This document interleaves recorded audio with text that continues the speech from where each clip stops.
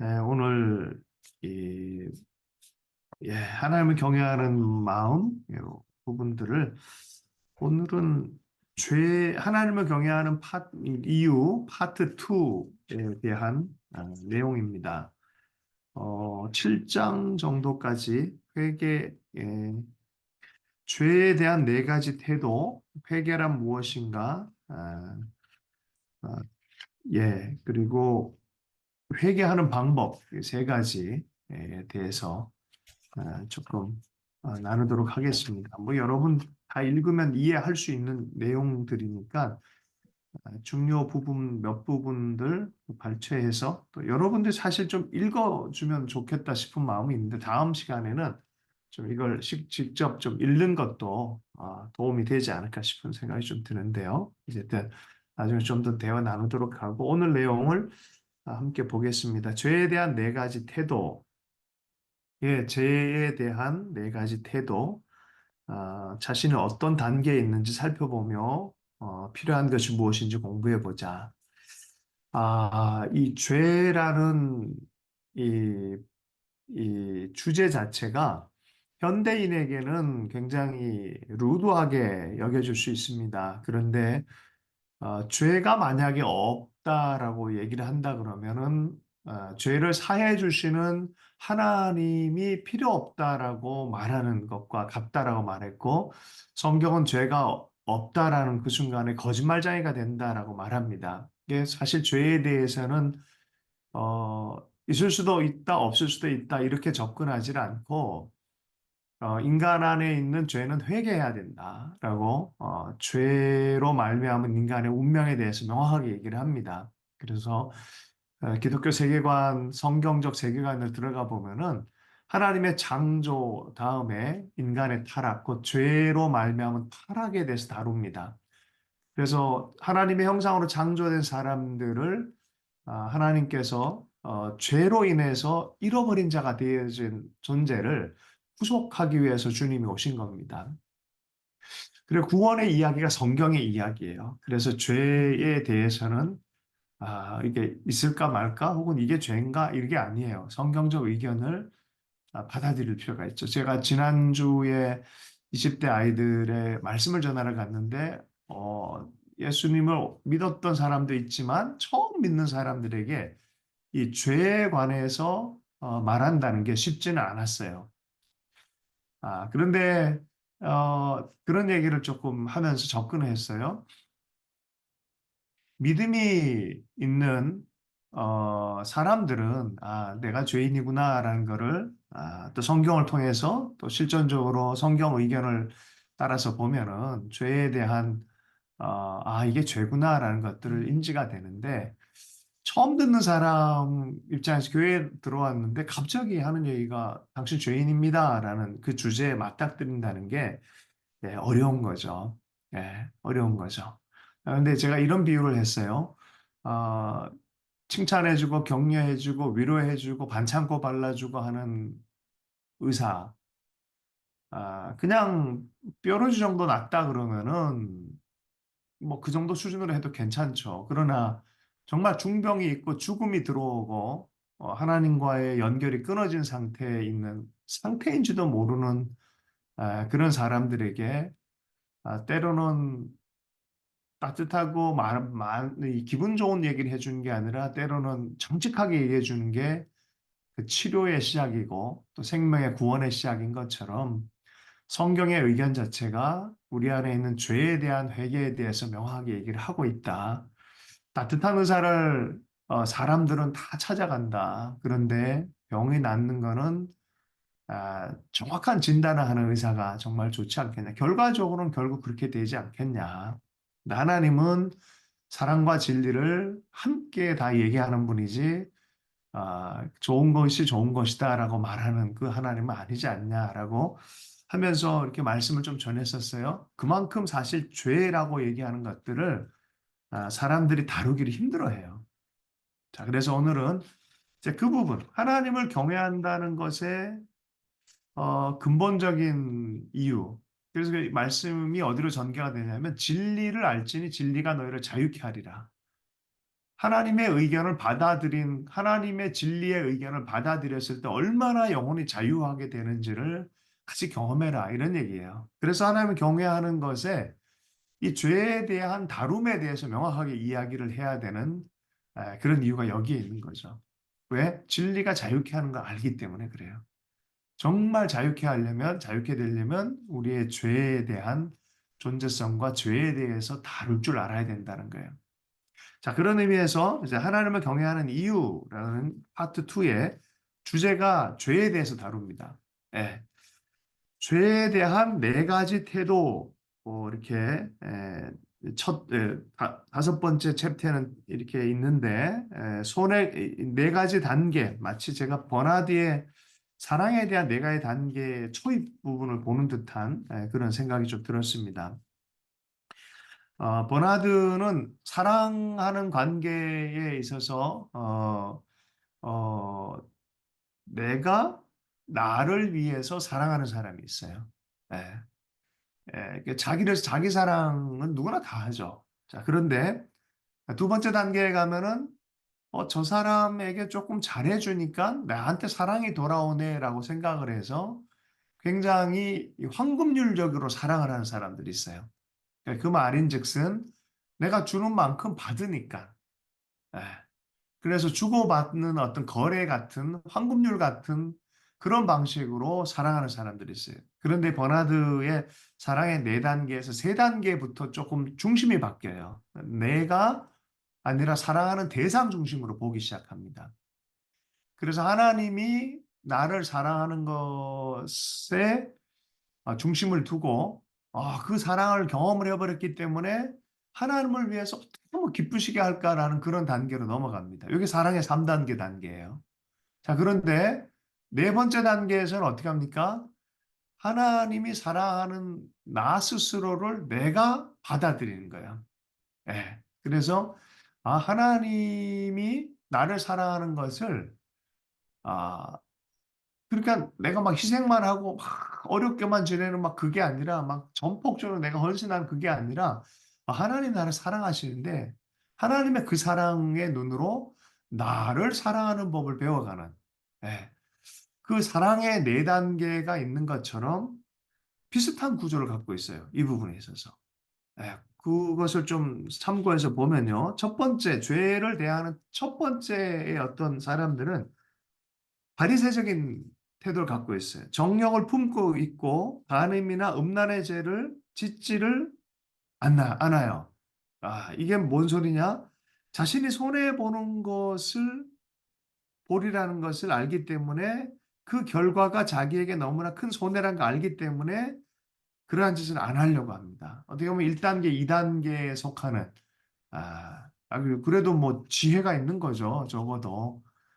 바리새인들의 마음속은 죄를 멀리하지만 죄를 사실 사랑해요. 그러니 자기를 명확하게 볼 수가 없어요. 왜냐하면 자기 안에 그걸 품고 있지만 이것에 대해서 또 이렇게 경계하고 있는 거죠. 바리새인들 특징이 죄를 사랑하지만 죄를 멀리한다라는 표현이 있어요. 그럼 이 결론적으로 보면 죄를 정말 하나님의 눈으로 미워하면서 죄를 멀리하는 그 마음이 경외하는 마음 아니겠어요? 이 내용들을 읽어보면 이제 그런 이야기들을 전개하고 있습니다. 자, 두 번째 단계의 사람은 황금률로 살아가는 사람들이라는 거죠. 어떻게 보면은 이 사람들 사이에서도 그렇게 에, 어쨌든 괜찮은 사람처럼 보이려고 무진 애를 쓰는 그런 관계성을 갖고 있다는 거죠. 재미난 표현이 있어요. 이런 사람은 자기도 모르는 사이에 이기적인 죄와 자기의에 빠져버린다. 교회 출석 잘하고 11조 잘하고 빚진 거 있으면 즉시 갚을 줄도 알고 배추 6포기를 샀으면 한 포기는 이웃한테 줄 줄도 알고 선행도 좀 행할 줄 알고 그래서 이런 좀 완전한 어떤 모습들 좋은 황금률로 그러니까 자기가 사랑받기 위해서 남을 사랑했던 어떤 그런 비슷한 느낌으로 사람들 사이에서 나름의 자기는 죄를 짓지 않는다라는 어떤 의식 세계 안에서 그럼 뭐 해겠어요? 어, 다른 사람이 와서 당신은 하나님을 경외합니까? 라고 하면은 내가 당연히 경외하지라고 화를 낸다는 거야. 이런 유형의 사람들은. 버럭 화를 낸다는 거야. 물론 그렇지 않습니까? 라고 내가 당연하다 생각합니다. 그런데 여기서 허점이 하나 못 보는 부분, 자기가 못 보는 부분이 있어요. 이렇게 질문한다는 거예요. 잃어버린 영혼을 향해서는. 구원의 섭리와 영원한 생명을 알지도 못하는 무슬림들, 힌두교인들, 불교도들, 공산주의자들, 인문주의자들, 허무주의자들, 그런 사람들 향해서 복음을 접하지 못한 사람을 위해서는 얼마나 관심이 있습니까? 하나님이 행하고 있는 어떤 일들에 대해서 얼마나 반응하고 있습니까? 물어보면은 사실은 하나도 없는 거예요. 전혀 없는 거예요. 그러다 보니까 이 사람은 자기가 보기고 다른 사람 눈에는 완전하게 보이지만 사실은 중심 안에 보면 하나님의 의견과 뜻보다는 자기중심적 죄가 있고 이기적인 죄가 있고 자기가 하고 싶은 기도만 하고 있고 자기 만족에 빠져드는 죄가 있다는 거예요. 이게 뭐예요? 이게 자기의예요, 사실은. 자, 이런 단계의 사람들은 죄를 미워하기는커녕 자기에게 이러한 죄가 있다는 사실조차 인정을 하지 않으려고 한다는 거예요. 이런 게 우리가 1단계, 2단계, 3단계, 4단계를 왔다 갔다 할 수 있어요, 우리가. 얼마든지 우리 한 사람 한 사람도 어느 땐 이렇게 될 수 있어요. 그래서 이런 것들이, 아, 황금률로 살아가는 어떤 태도를 가지고 있질 않나. 나랑 사실 내 기준에 따라서 내가 보기에 좋은 것들로 의로워지려고 하는. 자, 그러면 3단계는 뭘까요? 드디어 자기성을 벗어난 사람들이에요. 자기성을 벗어난 사람. 자기 눈, 자기가 보기에 좋은 건 자기의 단계가 아니라 자기의 단계에서 의로운 어떤 것이 아니라 하나님의 중심성으로 변한 단계가 있어요. 주님을 기쁘시게 하려는 진실한 그리스도인. 주님이 기쁘시게 하는 게 뭘까라는. 내가 보기에 좋은 어떤 종교적 행위 이런 게 아니라 주님 정말 그래서 이 사람들은 남을 판단하고 정죄하는 죄, 교만, 대화할 때 언제나 주의를 끌려고 하는 태도들, 하나님을 신뢰하지 않기 때문에 생긴 두려움, 의심, 불순종의 모습에 나타난 불신앙의 죄를 반복하고 있을지도 모른다. 근데 그런 모든 상황을 정욕과 탐심과 시기 또는 하나님이나 사람을 원망하는 죄를 되풀이해서 짓지도 모른다. 그런 거는 그 가능성에 대해서 열어놓고 난 내가 얼마든지 그럴 수 있구나라는 걸 열어두고 그러나 이것을 깊이 근심하며 자유하기를 갈망하기 시작한다는 거예요. 그죠? 자기 만족적으로 빠지질 않고 진짜 자유에 내가 도달하고 싶습니다. 근데 2단계는 자기가 의롭다 생각하는데 하나님과의 친밀함에 대해서 사실 경험하지 못하는 거예요. 근데 여기 3단계는 굉장히 괴로운 사람임에도 불구하고 도리어 하나님을 갈망하는 사람으로 변해 있다는 거예요. 예. 아주 우스꽝스러운 예를 들었는데 교회에 융단 위에 똥이 있는 걸 갖고 사람들은 치우든지 뭐 이제 그냥 빠져나가든지 이런다는 거죠. 자, 그러면서 자기 예를 들면서 이런 얘기를 해요. 자기가 말씀을 전하러 갔는데 강단 위에 똥이 있더라는 거죠. 그래서 목사님한테 이런 중보기도를 부탁했다는 거죠. 도움이 필요해요. 나는 사실은 특이한 이상한 버릇이 있습니다. 똥에 심취해 있습니다. 똥에 확 빠져버릴까? 똥이 너무 좋은데 너무 강한 유혹이 있어서 내가 예배를 잘 마칠 수 있을지 모르겠습니다. 나 좀 위해서 기도해 주십시오라고 말을 한다는 거예요. 굉장히 진지하게, 그러면 목사님이 아마 이렇게 말할지도 모르겠다. 조이 자매님, 지금까지 살아오면서 수많은 사람과 상담했지만 이런 기도 부탁은 처음이에요. 하지만 정말 진지하게 말씀하시는군요. 만일 내가 그런 기도를 부탁한다면 이야말로 얼마나 우스운 일인가. 그러나 이것은 그리스도의 몸 안에서 실은 번번이 일어나는 일이라는 거예요. 잘 들으셔야 돼요. 자기를 괴롭히는 죄와 성격의 결함을 두고 기도 요청을 할 뿐, 기도 요청은 해요. 근데 실은 정직하고 겸손하게 나가진 않는다는 거예요. 이게 뭔 소리냐? 나에게 이런 죄악의 이게 있습니다라고 인정을 하질 않는다는 거예요. 기도해서 하나님이 처리할 것에 대해서 나도 그 의지를 갖고 이것에 대해서 인정을 하고 다루려고 하지 않고 그냥 기도 좀 해주십시오라고 끝내버리려고 한다는 거예요. 야고보서 1장 15절, 14절, 15절에 오직 각 사람이 시험 받는 것은 자기 욕심에 끌려 미혹됨이니 욕심이 잉태한즉 죄를 낳고 죄가 장성한즉 사망을 낳느니라. 그 상황에 대해서 안타깝고 속상하고 막 이러한 갈등에 대해서 대면 그 갈등 자체에 대해서 정직한 마음을 갖고 있고 자유하고자 하는 하나님께 기쁨이 되고자 하는 자유한 마음은 있는데 이걸 어떻게 처리해야 될지에 대한 명확한 이 마음을 회복하고 그것과 더불어 그 마음으로 자유함에 이르려고 하는 부분에 있어서는 도달하지 못하고 있다는 거죠. 마지막 단계입니다. 네 번째 단계. 그러면 어떻게 이것을 온전히 자유케 될 것이냐라는 부분이에요. 하나님을 경외하는 마음을 지닌 사람, 바로 여기에 도달해야 죄의 온전한 회개를 통한 자유함에 이른다는 것이죠. 만일 죄를 지었다면, 보세요. 내 모습이 이렇습니다. 나를 위해서 좀 기도해 주십시오. 그런데 그건 참 좋은데 자기가 그것을 싸울 의지가 없어. 하나님의 마음에 대해서 조금 적극적으로 그것을 정말 진리 안에 서려고 하는 그 마음, 그 믿음이 없어.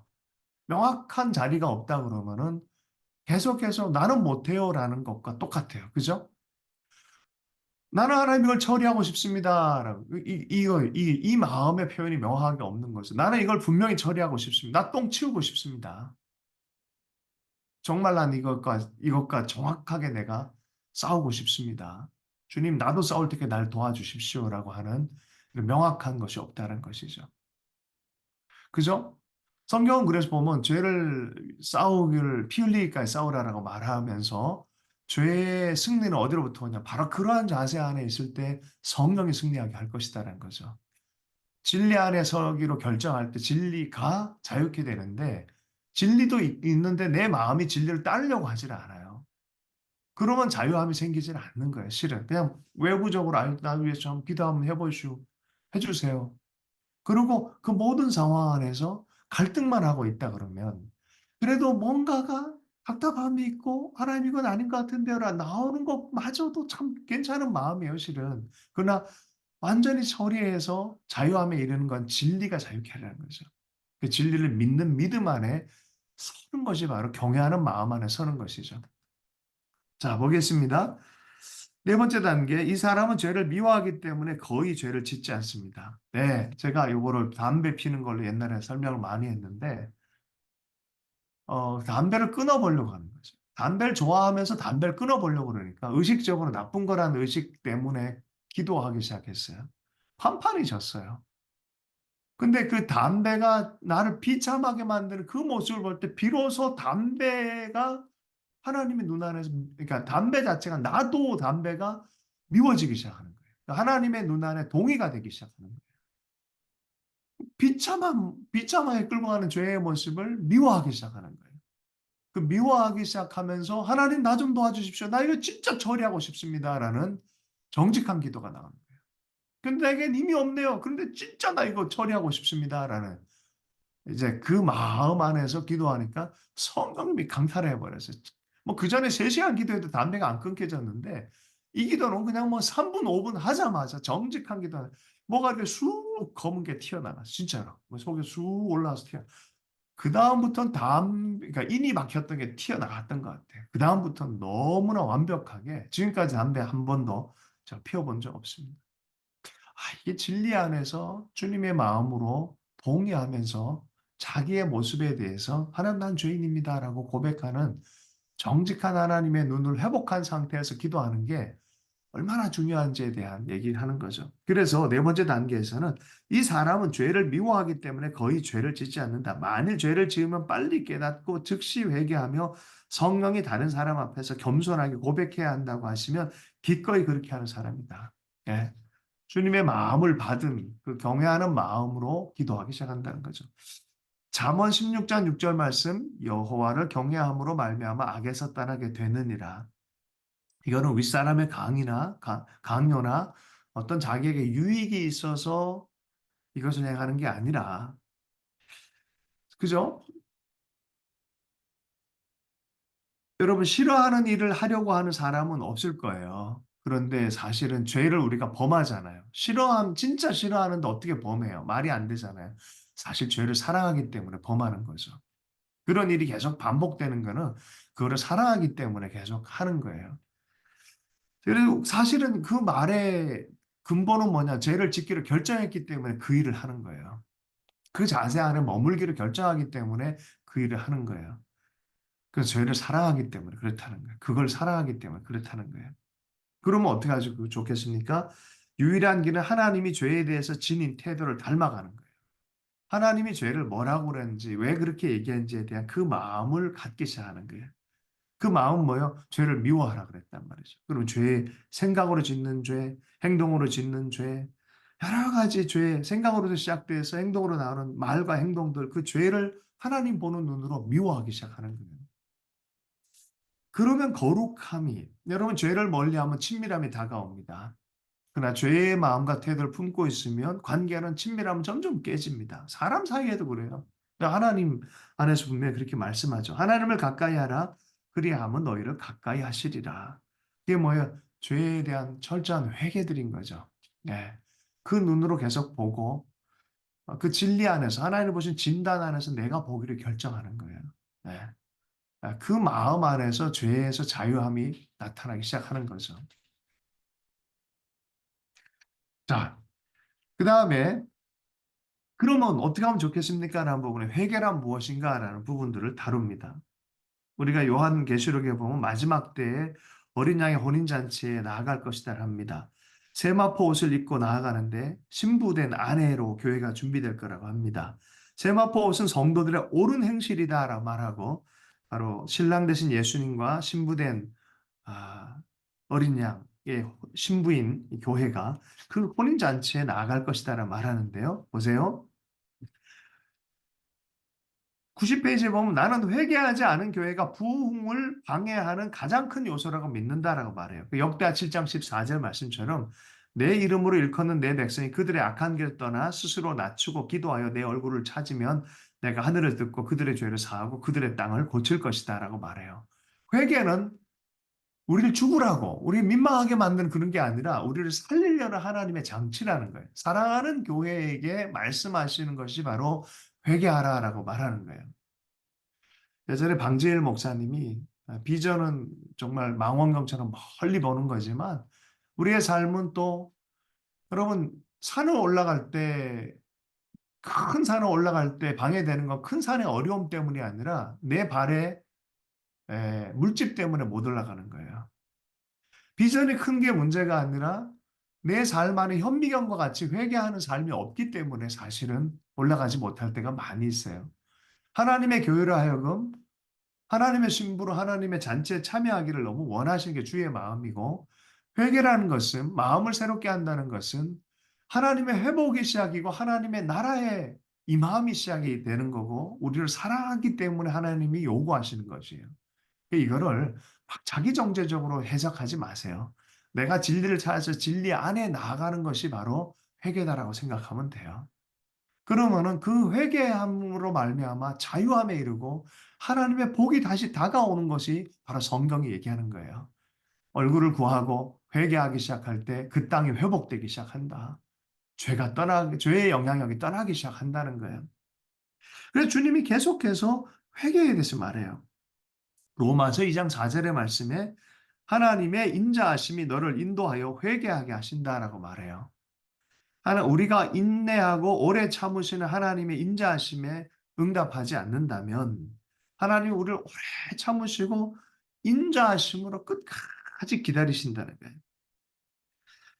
그런데 그럼에도 불구하고 회개하지 않는다면 심판이 임할 거란 거죠. 하나님의 진노, 심판권이 있으세요, 하나님은? 사실은 사람들은 회개를 선택하지 않기 때문에 사실은 그렇게 되는 거죠. 노아의 홍수가 주님의 본심이 아니잖아요. 세상을 새롭게 창조하기 위해서, 거룩을 지키기 위해서 최종적으로 할 수밖에 없는 것이 바로 심판의 부분 아니겠습니까? 그죠? 주님이 때로는 세상과 충돌할 때, 왜요? 하나님의 거룩하심을 훼손할 때, 거룩한 세상을 훼손할 때 하나님이 충돌하는 것처럼 우리에게 다가오실 때가 있어요. 그래서 하나님의 경외하심을 통해서 거룩함으로 우리가 나아가는 길 원하는 거예요. 그 과정 안에 우리는 진리를 붙들고 회개하는 게 필요한다는 거예요. 왜? 진리를 붙들면 우리를 자유케 하기 때문에, 회복하기 때문에. 회개의 과정 안에는 반드시 필요한 거죠. 그래서 하나님이 왜 심판하려고 하느냐? 회복하고 사랑하는 행위로서 우리에게 회개하라고 하는 거예요. 교회는 바로 그런 의미에서 그 회개하라는 말을 듣는 것이죠. 제일 많이 회개하라는 단어들이 많이 나온 것이 어딘지 아십니까? 요한계시록의 교회들에게 그렇게 말씀하세요. 교회들에게 하는 얘기를 들으라라고 말해요. 에베소 교회에게 회개해라. 첫사랑 버렸답니다. 회개해라. 회개해라. 회개해라. 그죠? 그러면서 라오디가 되게 교회에 이렇게 말했어요. 내가 사랑하는 자를 책망하여 징계하노니 그러므로 내가 열심을 내라 회개하라라고 말해요. 많은 사람들 죄 있다라는 말을 듣기 싫어하고 회개하라는 말을 듣기 싫어해요. 왜냐하면 살리려고 하시는 하나님의 사랑을 이해를 못하고 그 자체가 싫은 거예요. 그렇게 얘기 듣는 것 자체가 싫은 거예요. 그 교만한 마음이에요.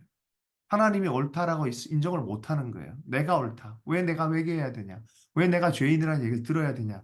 사실 인간 안에 이 기본적 교만이 있다라고 성경 로마서가 얘기를 해요. 옳다라고 스스로 생각해서 그것을 자기만 주장하지 않고 옆에 사람에게도 자기 주장을 설파하려고 하는 것이 인간이다라고 말하는 거죠. 회개해야 된다라고 말하는 거예요. 근데 예수님은 계속해서 우리에게 다가오실 때 이 회개에 대해서 첫 마디를 하신 거죠. 네. 문을 열어라. 회개해라. 거룩함을 따르라. 거룩함이 뭐야? 진리의 기준이 있다는 거죠. 그 기준을 따라서 회개할 줄 알아라고 말한 거죠. 한 사람이 이런 얘기를 듣고 이 간증 얘기를 했는데 뭐 심내 신학대학원을 다녔던 사람인데 예전에 매점에서 훔친 돈에 대해서 40년, 35년, 36년 뒤에 너무 하나님이 자꾸 찔리는 마음을 주셔서 기도했더니 하나님 얼마를 그럼 제가 또 해야 되겠습니까? 했더니 또 이렇게 377달러를 해라. 한 40만 원 정도 뭐 그랬다는 거죠. 그래서 그걸 억지로 했는데 엄청난 자유함이 임하기 시작해. 물어봤다네, 하나님께. 그리고 그 감동을 따라서 행했을 때 너무나 놀란 자유함이 그에게 임했다는 거죠. 그리고 94페이지, 95페이지에 보면은 죄를 숨기는 것에 대한 40년 동안 죄책감에 있었던 노인, 은행에서 일하면서 돈을 횡령한 게 있어요. 수천 달러. 그런데 너무 40년이 지났는데도 눌렸다는 거야. 그러니까 너무너무 힘들어서 결국은 재판장 앞에 가서 자기 죄를 고백한 거죠. 재판장이 관용을 베풀었어요. 괜찮다라. 벌금을 부과하지 않겠다라고 했는데도 노인이 귀가 멀어서 이걸 못 들었다는 거예요. 이거를 보세요. 아무리 합리화하려고 그러고 아무리 무시하려고 그래도 이게 남아 있어요. 이건 거예요. 그죠? 그래서 예레미야 3장 13절에 백성들에게 잘못된 행위를 이제 그만 끊으라고 죄를 인정하러 거듭 촉구하는 예레미야 선지자가 나와요. 백성들에게 어떻게 그렇게 배은망덕할 수 있느냐라고 말을 하는데도 듣지를 않는 거예요. 백성들이 완전히 돌이켜 자비를 구하지 않으면 심판하겠다고 경고하는 게 예레미야서의 말씀이에요. 자, 그러면서 이런 얘기를 합니다. 오늘날 당신은 어떠한가? 숨기는 죄가 있는가? 죄는 절대 숨길 수 없다. 하나님에게서 벗어날 수 없기 때문이다. 그러면서 노랫말을 써놨어요. 죄의 빚을 탕감하러 예수님 죽으셨네. 용서하기 위해 위한 것일세. 하지만 죄를 핑계대는 자 그 은혜를 알지 못하리라. 여러분, 죄를 깨달으면 깨닫는 것만으로는 반만 회개한 거예요. 깨닫고 아우 나 죄 진 것 같은데 나를 위해서 기도해 주세요라는 건 반만 간 거예요. 그죠? 자기 인정해. 나는 죄인입니다. 내가 그런 죄를 선택했었습니다. 나는 죄인입니다라고 말하는 것으로부터 고백으로부터 회개가 시작이 되어집니다. 관계 안에서 죄도 마찬가지예요. 이게 그 정말 예수님 뭐 세례 요한 12제자도 나가서 회개하라고 전했잖아요. 사실은 죄가 관계 안에서 있어서 화평을 깨뜨려요. 대체로 보면은 우리가 이런 부분에 협상 테이블 같이 만나서 나에 대한 회개부터 시작해야 되는데, 너 때문에 내가 이랬잖아. 이런 식으로 가버려요. 대부분은. 그래서 화평과 진리 안의 회복의 자리를 또 깨버린 경우도 많이 있어요, 우리가. 그래서, 자, 98페이지 잠깐 보겠습니다. 98페이지 첫 부분에 오순절날 베드로가 전한 말씀의 중심은 회개였다. 이제는 어디든지 사람에게 다 명하사 회개하라 하셨으니 이는 정하신 사람으로 하여금 천하를 공의로 심판할 날을 작정하시고라고 말씀을 전파했다. 맨 처음 구원받고자 죄를 회개했다면 회심하고 나서는 살아가면서 저지른 죄를 회개해야 한다. 여러분, 진리가 있어요. 하나님이 계시고 진리가 있어요. 여기로 돌아오는 것이 회개입니다. 우리가 구원받은 하나님 존재로 내가 죄인이었군요라고 하면서 구주를 영접하고 인정하는 것이 어떻게 보면 목욕이에요. 목욕. 깨끗하게 목욕하는 거예요. 그런데 우리가 날마다 살다 보면 손도 지저분해도 얼굴도 씻어야 될 때 있잖아요. 얼굴 씻고 손 씻듯이 날마다의 회개도 일상의 회개가 필요한 거죠. 우리는 가만 냅두면 정돈된 삶이 아니라 옛 삶으로 돌아가려는 습성이 있어요. 그래서 날마다 회개의 삶을 사는 거예요. 여러분, 회개하라라고 말하는 것이 불편하면 안 돼요. 그럴 것이 있는지 저녁에 우리가 영성자들은 늘 저녁에 내가 혹시 회개할 것이 없나라고 늘 묵상하며 기도하는 부분이 이 부분입니다. 그죠? 99페이지 맨 위에 본 잠언 29장 1절 자주 책망을 받으면서도 목이 곧은 사람은 갑자기 패망을 당하고 피하지 못하리라. 회개할 기회가 있을 때 회개하는 것이 사는 길이다라는 거예요. 왜? 하나님 살아 계시니까. 온전한 회개에는 온전한 축복이 나타나기 시작해요. 하나님의 가까이함이 나타나기 시작하고 하나님의 길이 나기 시작하는 거예요. 하나님의 친밀하고 기뻐하는 자들. 제가 그런 얘기를 우리 20대 애들에게 했어요. 이 사람이 진짜 뭘로 심든지 거두는데 하나님에 대한 이 회개, 죄 사함의 길에 대해서 그냥 죄만 보고 사하기 참 어려워요. 그분이 누군지를 모르기 때문에 이 진리의 말씀을 온전히 받아들이지 못하는 이상한 장애물이 많이 있어요. 근데 그래서 하나님이 너희를 그냥 죄를 분별하는 분으로 있는 게 아니라 정말 기쁨으로 바라보고 축복하는, 기쁨을 이기지 못해서 축복하는 노래, 그게 하나님의 지금 심상이다. 그 사랑 안에 서로 즐겁게 춤추고 기뻐하는 그것이 하나님이 너희들 바라보고 있는 것이다. 근데 이거를 우리가 스스로 숨고 도망가 버리면 이걸 경험하지 못할 거 아니냐. 근데 이게 인지 부조화가 많다, 우리 안에. 하나님을 오해를 한다, 자꾸.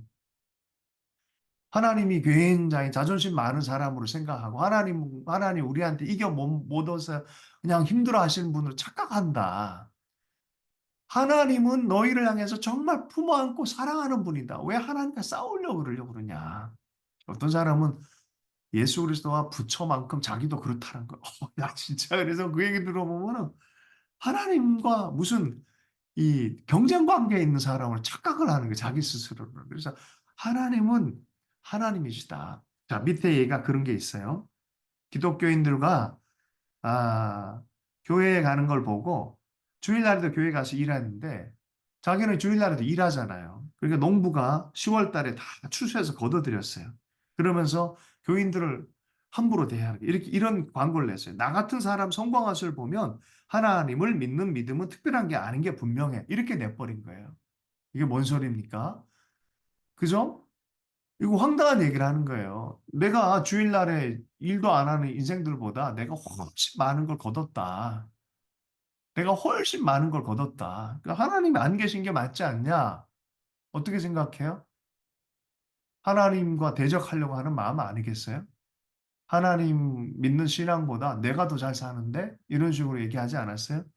기독교인들 한 방 먹은 느낌 들지 않아요? 예수 안 믿어도 훨씬 내가 더 잘 사는데? 니들 가짜 믿음 아니냐? 추수 잘하게 해달라고 했는데 된 게 뭐가 있냐? 이렇게 얘기하잖아요. 근데 그 다음에 기독교인들이 이렇게 냈어요. 하나님은 언제나 10월에 결산하는 것은 아니다. 10월에 결산하는 게 아니라 너 짧은 인생에서 보니까 10월에 결산해 보니까 하나님 없는 것 같고 기독교인들 잘못하는 것 같지. 하나님이 영원한 결산하는 때가 있다. 이게 성경의 주장 아니겠습니까? 하나님 계시다. 심은 대로 거둘 거다. 결국은 진리 안에 거하고 진리를 따라서 회개하고 하는 게 우리에게 얼마나 큰 기쁨인지 사실 우리는 누리고 살고 있어요. 지금도. 예, 우리 하나님이 특별한 방식으로 역사를 하시죠. 99페이지 맨 밑에 부분 함께 한번 읽어보겠습니다. 하나님이 놀랄 만큼 오래 참고 인내하시기는 하지만 어떤 죄도 슬쩍 넘어가시지 않는다. 하나님이 대충 회개도 안 했는데 넘어가시네. 아니요, 넘어가시는 분 아니에요. 오래 참고 인내할 뿐입니다. 죄는 항상 필연적 결과를 만들어요.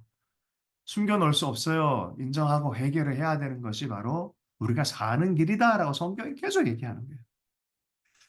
히브리서 10장 30절 31절 주께서 그의 백성을 심판하리라 말씀하신 것을 우리가 아노니 살아계신 하나님의 손에 빠져들어간 것이 무서울진저.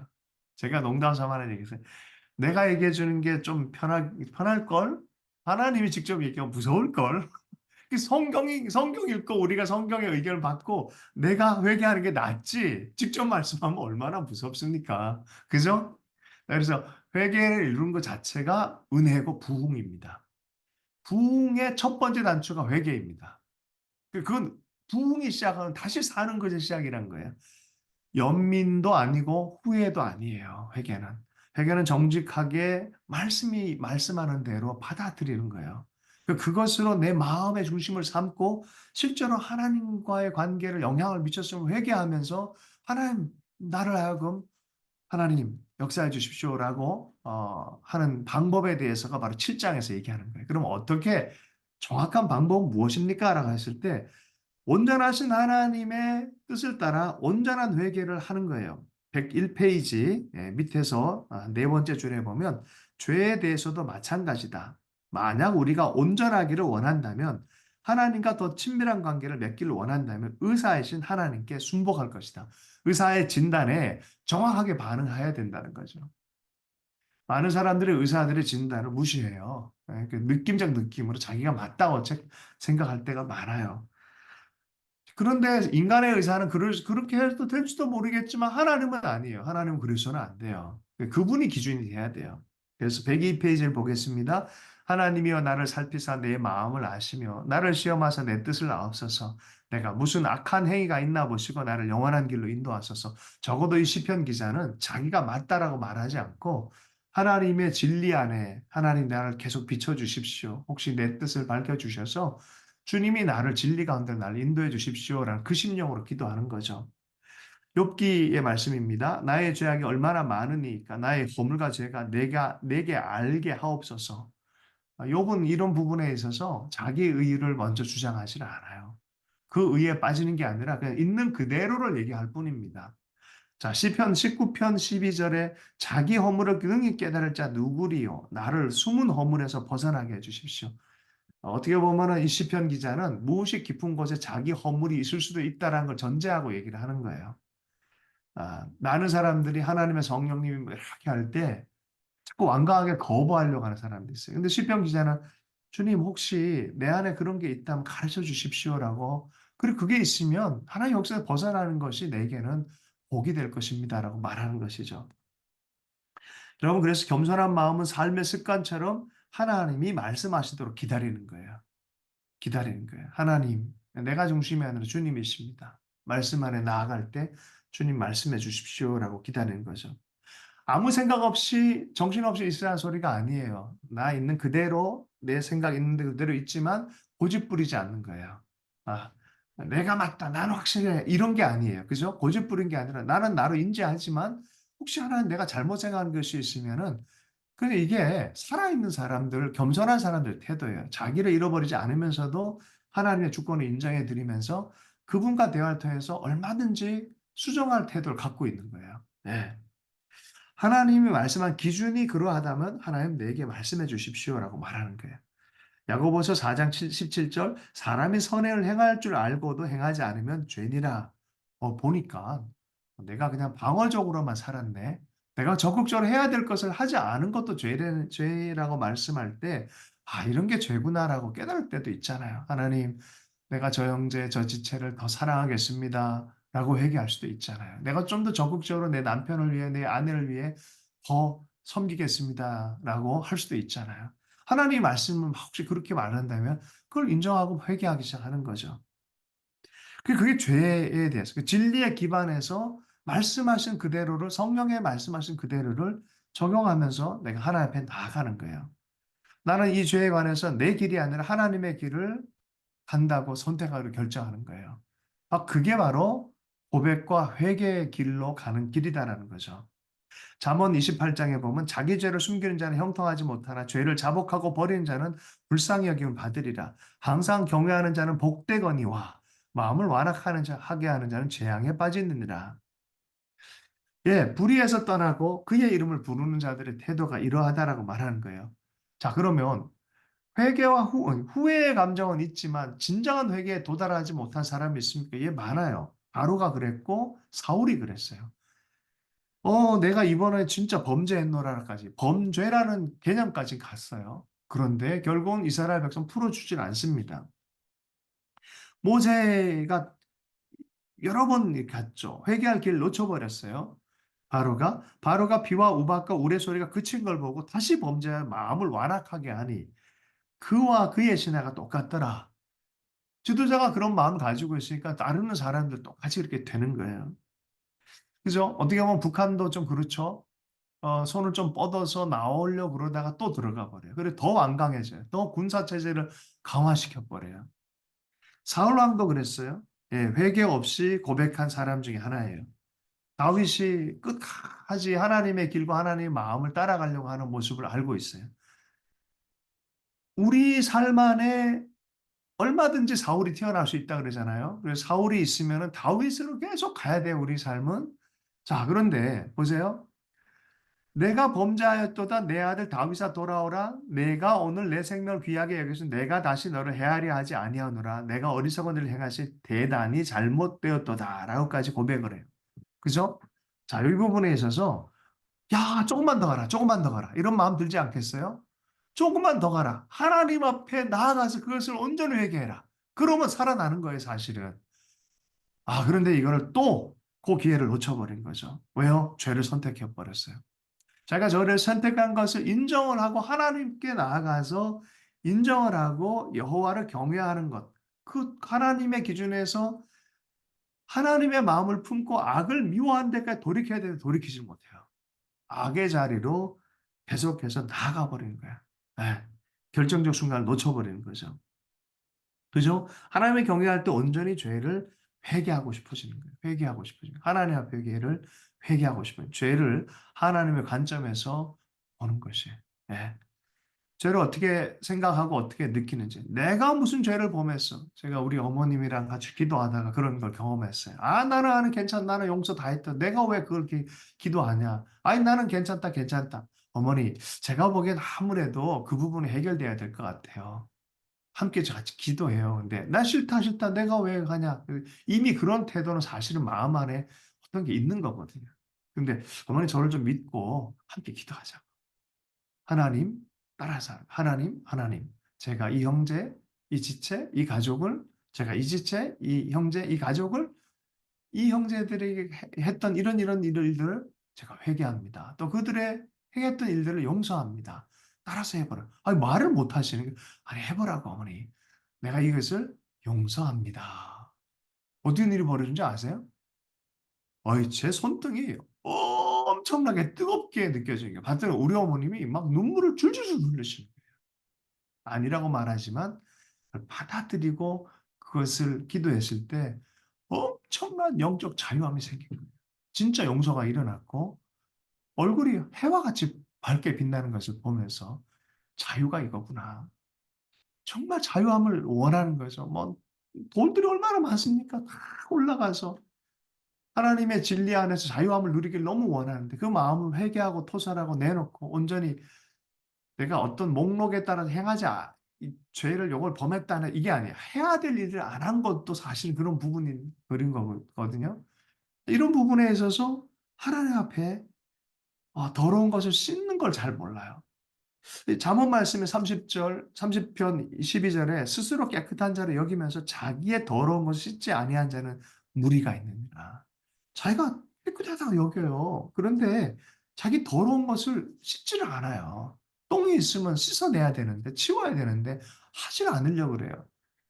이게 우리 안에 하나님 관점과 하나님을 바라보지 않을 때 우리는 너무나 자연스럽게 이런 태도가 일어날 거란 거죠. 뭐 회개할 만큼 한 것 같은데 아니요. 그래서 늘 나 안에서 나만 보면요 보이지가 않아요. 하나님의 말씀을 듣고 하나님을 바라보기 시작하면 진리의 기준들이 보여요. 회복의 기준이 보여요. 그 하나님의 의견이 보여요. 이건 우리가 올라가는 어떤 것이 아니라 우린 고백하고 인정해 드리고 그 상황을 온전히 하나님께 의탁할 때 하나님이 우리에게 행해 주시는 자유함이 오기 시작하는 거예요. 근본적 이김과 회복은 하나님부터 오는 것입니다. 그러니까 적어도 하나님의 관점을 받아들이고 내가 그랬군요라고 고백하는 것이 바로 회개의 자리에 임하는 거예요. 베옷을 입고 죄를 뿌리고 하나님 얼굴 구하면서 주님 이게 우리의 모습입니다. 우리를 회개합니다. 이것이 내 죄악, 하나님이 미워하는 그 마음으로 나도 그걸 보기 시작할 때 하나님 우리의 모습이 이럽니다. 하나님 우리를 도와주십시오 할 때 하나님의 회복이 하나님의 능력으로 도우기 시작한다는 거죠. 어떻게 보면 야곱과 하나님 사이의 씨름이 이런 것이었어요. 그죠? 하나님의 관점으로 살지 못했던 야곱이 드디어 하나님 관점으로 하나님, 나 당신 없으면 못합니다라고 매달리는 그 모습이 바로 이런 거죠. 깨어지는 모습이 바로 이런 거예요. 삶의 변화가 바로 거기서 일어나는 거죠. 이 얘기 끝에 보면은 이제 맨 마지막 얘기입니다. 어떤 한 자매가 이런 강의를 듣고 하나님 말씀하실 때까지 내가 내 관점을 하지 않고 주님 말씀하신 거 받아들이고 하겠습니다라고 머무는 시간을 했는데 무려 7시간을 머물렀다는 거죠. 7시간을 머물러 드디어 하나님 말씀하셨는데 깊은 차원에서 하나님 만나 주셨는데 하나님은 교만이라는 죄의 뿌리가 삶의 거의 모든 영역에 미치고 있다라고 말씀하셨다는 거죠. 근데 이거를 받아들이기로 결정했다는 거예요. 얼마나 힘들었겠습니까? 그래서 이 조이 도슨에게 와서 그런 얘기를 했다는 거죠. 근데 이 조이 도슨 뭐 그 자매의 이름을 실명 거론하지 않고 또 이런 나누는 그런 이야기로 오늘 좀 말씀 마무리하고 있어요. 진리를 알면 그 진리 안에 순종해야 하는 책임이 있다. 여러분, 왜요? 이런 책임은 자유케 하는 거예요. 요한복음 8장 32절. 제가 지난 주일날에 요 주제를 갖고 설교를 했어요. 진리가 너희를 자유케 할 것이다. 하나 우리를 옥죄고 힘들게 하기 위해서 우리에게 이 진리의 기준을 말씀하는 게 아니죠. 있는 그대로 하나님의 관점을 받아들이고 그 관점 안에서 같이 하나님과 마음을 동감하는 거예요. 동의하고 동감하는 거예요. 이게 회개입니다. 동의하고 동감하면 하나님이 손 붙들고 하나님이 역사해 주세요. 이미 죄 처리는 주님이 십자가를 통해서 우리에게 행하신 일이기 때문에 그래요. 그리고 그런 심령 안에 성령님은 실제로 떠나지 않고 우리의 손을 붙들고 역사하시는 분이 성령이다. 생명의 성령의 법이 죄와 사망의 법을 이겼다라고 말씀하는 거죠. 진리를 알지는 진리가 너희를 자유케 하리라는 것이죠. 그래서 자유하게 되는 길, 온전히 진리를 받아들이고 회개의 심정 안에 나아가는 것입니다. 이건 날마다 해야 되는 것이에요. 그죠? 요한일서를 여러분 주의 깊게 한번 읽어보십시오. 아, 그러면 늘 회개의 심령으로 나아가는 것. 그것을 느꼈을 때 그 동의하고 하나님께 자백하는 것. 우리가 예배 때마다 고백하는 거 아니겠습니까? 그는 미쁘시고 의로우사. 우리의 모든 죄를 사해 주신다라고 말하는 거죠. 그분의 시각, 그분의 의도와 그분의 마음을 동일하게 보고 느끼는 것으로 회개는 시작이 되어지는 것입니다.